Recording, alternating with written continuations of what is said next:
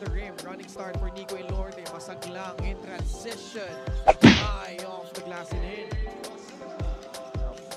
Masaglan. Walang takot to eh. Alam niya kung ang gagawin niya. Sukat na sukat parati. It doesn't matter who's in front of him. Oh, it's quite the challenge galing kay Aldave Gane, but he just floated it up high off the glass and followed here. Mark Debose very frustrated about it.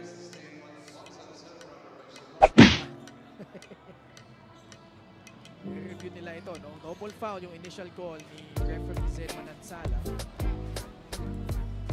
Mark Debose, Despite their differences as point guards, pareho matiin kasi talaga maglaro. Let's kasi June Manzo. There's Debose.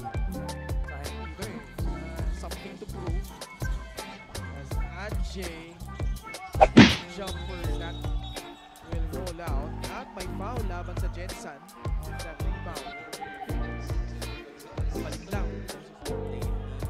To take care of the basketball, they made Pacquiao balik sa loob. one from left to right. Kanyal, three-point shot will not work. To Joel Liu, numbers for the guys in black. Apreku just couldn't finish. Pacquiao, wala pa din. Oops. Oh, Kanyal is visibly upset going right at Rene Pacquiao. Again, something you don't want to see. Kanyal did not like the hit dished out by Rene Pacquiao. Good thing cooler heads prevail here. Gotta see the replay there because it happened off the map.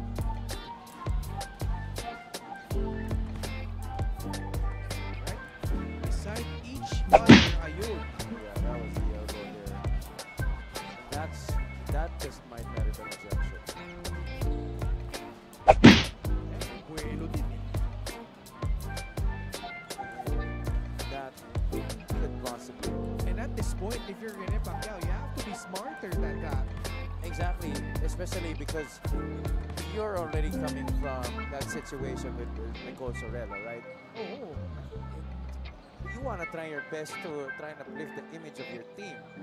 And having plays like this doesn't help at all. You already saw what happened with CJ Gonzalez earlier. You don't want to make things worse.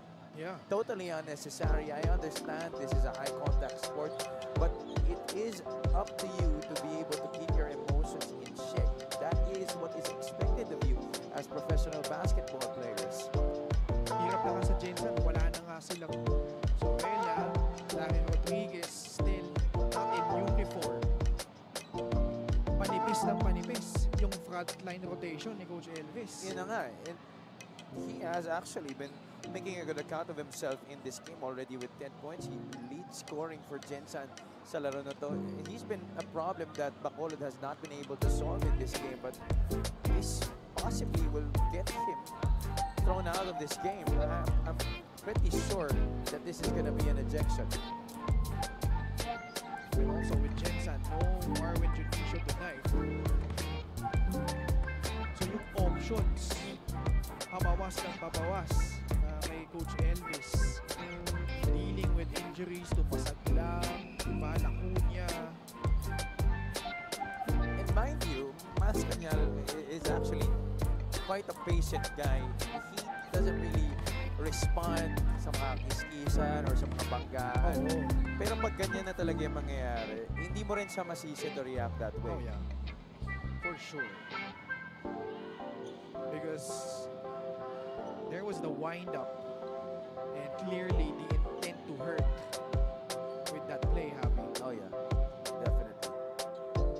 A basketball play.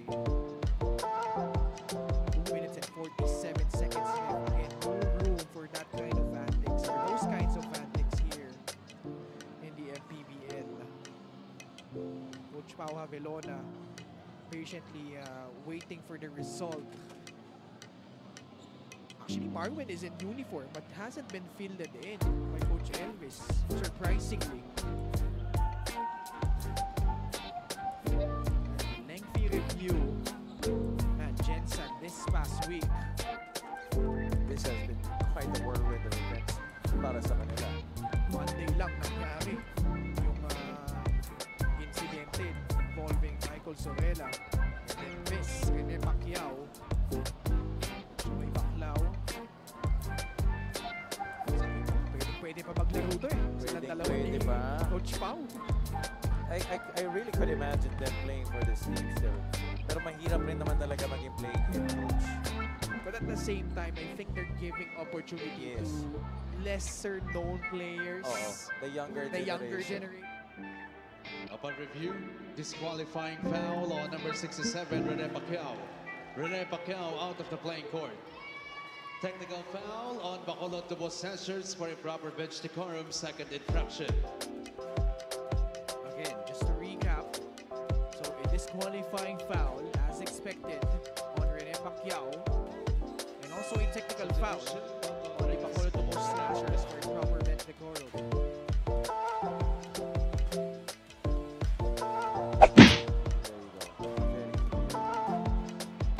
Elbow to the head of Miles Cañal coming from Rene Pacquiao. It's a pity because he's been playing so well in this game. Totally unnecessary, especially because they're also in the lead right now, Ken. Leading by 8, 41 to 33. This could possibly swing momentum to the side of Bacolod. Coming from an incident like that, there usually is a fire that burns from that incident coming from the team that was hit. So I expect Bacolod to really use this as a platform for them to play better and try and get back in this game. Clothes kanina. Who's gonna step up? Also, Gianna mentioned that si Junicio may iniin na rin, no? Na injury.